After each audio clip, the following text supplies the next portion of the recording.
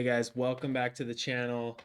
Today I am talking about bans in Axie Infinity. So my name is Lance and I make content here on YouTube about play to earn gaming and most often Axie Infinity, but also other play to earn games in the wider crypto world. So let's talk about bans today. The Axie Infinity or the Sky Mavis team just banned 10,000 plus disc or Ronin accounts and 24,000 plus Axies, and the community is kind of reeling from it, not knowing quite how to handle it. People are on all different sides of the issue, what they think about it.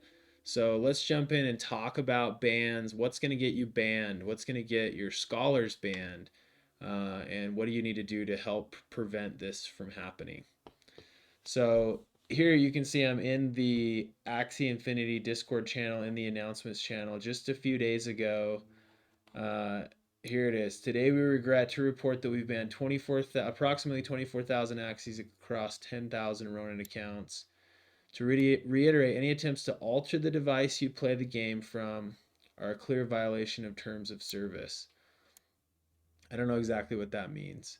And they didn't really clarify that. So we will continue to work hard to protect the efforts of the millions of Lunasians who honestly contribute to our community. I think that's the punchline. If you're trying to cheat, you'll probably eventually get caught. You probably won't get caught right away, but you will eventually get caught. So you need to not cheat yourself, and you need scholars that are on your team that are not going to cheat. What does cheating mean? Well, let's talk about the update they did to the ban yesterday. So 18,505 Axies were banned as a result of multiple account abuse. So that's obviously the most common reason that Axies were being banned. And that's the thing that you really need to guard against if you're running a scholarship program and you don't want your Axies banned, which I don't know why anybody would. So we modified the ban terms over the weekend upon discovering an error in our detection algorithms. Okay, that was nice of them. We've updated the terms of service to make the rules around multi-accounting more clear. So we're going to talk about that. Um, so anyway, let's you can go in and read the rest of this on your own, or pause the video and read the rest of it if you want to. If you're not in the Axie Discord channel, but we're going to just jump into the terms of service because I think this is the most important part. So there's a lot in here. I thought initially when I got started, I heard about people that were accessing or managing different pieces of their scholarship program, and they were not, or they were doing it with bots or scripts. And I thought that was against the terms of service, but it's not. You can access, uh, so it says here, you will not access the site, here on number 5, you will not access the site, the app, and the smart contracts through automated and non-human means, whether through a bot, script, or otherwise, except as expressly mentioned here. Scholarship management is the first one. So you can, something that I'm hoping to do soon is automating payouts for my scholars, for example. So you are able to run scripts to perform functions like that to pay scholars. And I know several people who are doing that and they're not getting banned because of that. So if you're worried about that, you don't need to be worried about it. Um, Building public tools and bots that facilitate transparency and analysis. So there are, groups like Axie Tech that go in and they're pulling data and information from the marketplace in order to give tools to the community. Sky Mavis is okay with that. They're supporting that. They offer APIs to make sure that happens. It also calls out here breeding. So you can automate breeding. I don't know how to do that. If you know how to do it, let me know or give me a link to some information on how to do it. But you can automate breeding except during breeding events.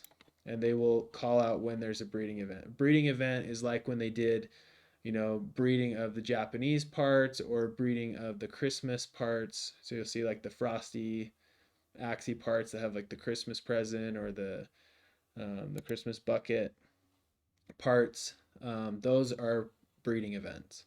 Um, so there you go. The other really important part was the part I had highlighted before, which is down here. So starting with number 8, you, a human being, will only use one in-game account to earn tokens in any 24-hour period. That's the most important thing in all of the terms of service. This is why more than 18,000 Axies got banned, is because people were breaking that rule. Um, so you get the question immediately. People are like, okay, well, if I have an account and what if my family member or my friend plays on my account? Is that okay? Well, just read right here. You will only use one in-game account to earn tokens in any 24-hour period. So multiple people can play one account. That's not a problem. You can play your same account on different devices if it's just you. I don't know how they're detecting that. I wouldn't recommend playing your account on different devices, um, but probably not a problem if you're doing that. If you're playing different accounts on the same device, that's when you're likely going to get flagged, even if it's multiple people playing different accounts on the same device. So I would recommend just one account per device in a 24-hour period, even if there are multiple people within the same household playing Axie Infinity. Um, Probably not a good idea because I don't know how they're detecting those kinds of things. So you as an Axie owner are responsible for the actions of any scholars, players using an Axie, any Axies you own, that play on your behalf, and that their actions can have consequences for any connected accounts that you own. So this is, from my understanding, new. A lot of people that had banned Axies probably weren't excited about it and were calling out, like, is it fair that it's the scholars' actions that are causing these accounts to be banned and not the owners or the managers? And they're just saying, well, we don't care who it is, whoever's using the account, doesn't matter who owns it. If they're breaking the rules, you're going to get banned. So you are responsible for your scholars' actions, and you've got to make sure that they're following the rules. And then the last one here is you will not manipulate the energy system, such as gifting Axies to make use of more energy.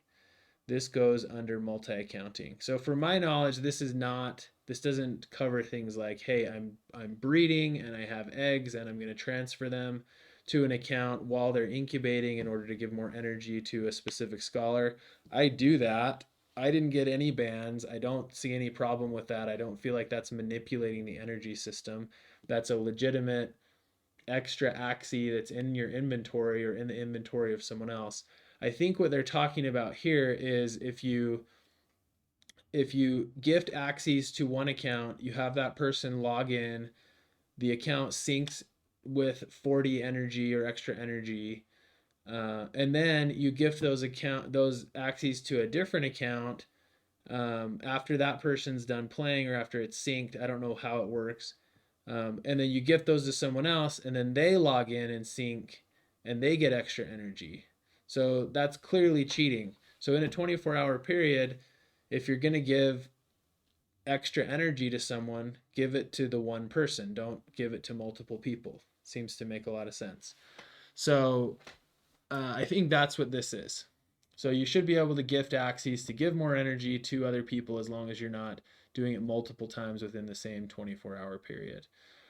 And for those of you that aren't familiar with the energy system, if you have between 3 and 9 Axies, you get 20 energy. 10 to 19, you're going to get 40. And then 20 or more, you're going to get 60 energy. And energy is what you use to be able to earn SLP in the arena or earn experience in adventure mode. So there you go. Those were the most meaningful pieces of the terms of service that I felt like we're reviewing. And then I have a scholar contract here. I'll just highlight this piece right here. In my scholar contract, I have called out that my scholars are not going to perform any actions prohibited by the Axie Infinity terms of use. And if they do, and it results on a ban on their account, they're gonna forfeit anything that they've earned, um, which isn't gonna come near to compensating for the ban Um, but they need to be familiar with the terms. I've linked it right in here so that every time they sign a scholar contract, they can come in and click on the terms, go right to this page, and read what's in here. And then we also go through it in the interview process, talking to them specifically about multi-accounting. Then we check their Ronin account that they give to us to see if there's any suspicious movement on their Ronin account. So if they have Axies in their Ronin account, if there are transactions that have gone in and out of their Ronin account previous to what they've given to us that look like they're scholar payments, that gives us information about what this person has been doing previously, and it's all public information. So you can look on the Ronin Explorer and see what has happened on their Ronin account that they're giving you. If they're getting payments regularly from some other place while they're applying for a scholarship from you, then maybe they have a scholarship somewhere else. We ask them specifically, have you ever had a scholarship? If you have, why did you leave the scholarship, or why are you looking for a new scholarship? And then we try to do video interviews with people. And because of this new ban wave, we're now implementing what I'm calling a KYS. It's kind of like KYC, know your customer, that a lot of centralized exchanges do. We're going to do KYS, know your scholar. And what we're going to do there is every scholar is going to be required to submit a picture holding their photo ID so you can see this is really this person, this is their name, this is their face and picture. And then we're going to keep that along with their signed contract saying they won't violate the Axie Infinity terms of service. And if somebody does, then we have that documented and we can share that out to the greater Axie community and with other managers to say, hey, this is a person that you don't want to hire. They're going to get your Axies banned.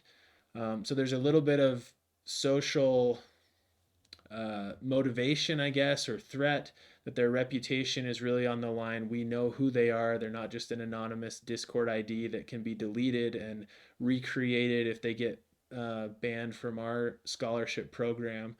So take these steps if you're hiring scholars and you're giving them, you know, hundreds of dollars or thousands of dollars worth of assets that they can get banned if they violate the terms of service. You as a manager need to take these steps. You need to know who your scholars are, you need to build a relationship with them, and you need to have firm commitments in place and some type of punishment if they're breaking the terms of service, and then regularly keep up on it. If you're paying out scholars, uh, having people check their Ronin accounts they're getting paid on to see if there's any suspicious activity. So that's the best advice that I have for you. Again, we didn't have any bans. We still have a pretty tight knit community. I just authorized actually the final steps. We needed to get to 100 scholars this week. So we should be at 100 scholars by the end of this week, which is an exciting milestone for us. But still a fairly tight knit community. We don't have hundreds or thousands of scholars yet. So as we grow, that's something we're going to have to focus on, and something you need to think about is building that culture. Because if you have the right culture in your community, then the scholars are going to hold each other accountable. If they see something or they hear of something going on, they might say, "Hey, knock it off. We don't do that here." And that's the type of community you need to build. So that's all I have to say about bans. Hopefully you got something out of this. If you did, please give a like or subscribe to the channel and let me know what other type of content you'd like to see. And I'll see you in the next video.